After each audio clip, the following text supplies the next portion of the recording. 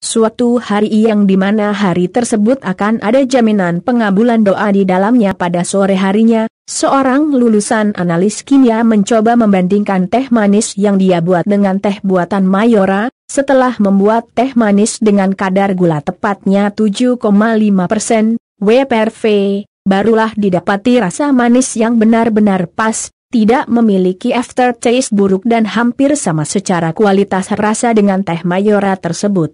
Dari sini, akan kita dapati bahwa slogan "nggak nyangkut di leher" pada produk Mayora dapat dipertanggungjawabkan karena inovasi yang dilakukan sistem R&D cukup baik. Mayora merupakan salah satu perusahaan cukup besar dengan hampir menguasai pasar 100 negara, didirikan tahun 1977 dan hampir melintas abad dengan konsep inovasi yang sepenuhnya belum sempurna. Misalnya, permen kopi melopori permen dari kopi, Astor lahir menjadi pelopor wafer stick, lalu Bang Bang menjadi pelopor wafer karamel berlapis coklat, Coki-Coki pelopor coklat pasta, Energen pelopor minuman sereal, dan seterusnya. Pendeknya, inovasi telah menjadi bagian tak terpisahkan dari value perusahaan. Karena kami yakin dengan inovasi ini, akan tercipta sustainability growth dan added value untuk konsumen, ujar Win Sirait, Global Category Head Mayora Indah. Dia juga menyebut, selain inovasi, kunci sukses Mayora lainnya adalah kualitas dan efisiensi. Akankah dengan konsep inovasi biasa seperti yang diutarakan AS di atas membuat Mayora bisa berhasil melintas abad? Perkembangan Mayora selama 20 kuartal, merinci pasar ekspor, penjualan ke wilayah Asia berkurang 31,98%, dari Rp 2,26 triliun menjadi Rp 1,54 triliun. Sementara itu, ekspor ke negara-negara di luar Asia merosot 34,96% menjadi Rp 89,42 miliar dari sebelumnya Rp 137,47 miliar.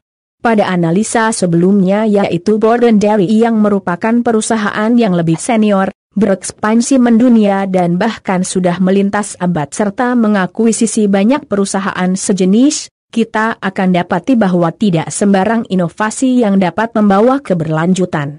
Tahun lalu, tepatnya akhir tahun lalu, kita dikagetkan dengan perusahaan yang bangkrut setelah melintas abad, umur perusahaan mencapai 150 tahun, yaitu Borden Dairy Co. Bagaimana mungkin perusahaan dengan syarat pengalaman melewati masa krisis Perang Dunia, telah bermerger dengan pabrik susu kental manis Union Army dan bahkan mengakuisisi 200 perusahaan susu lainnya bisa hancur juga? Apakah tidak berinovasi?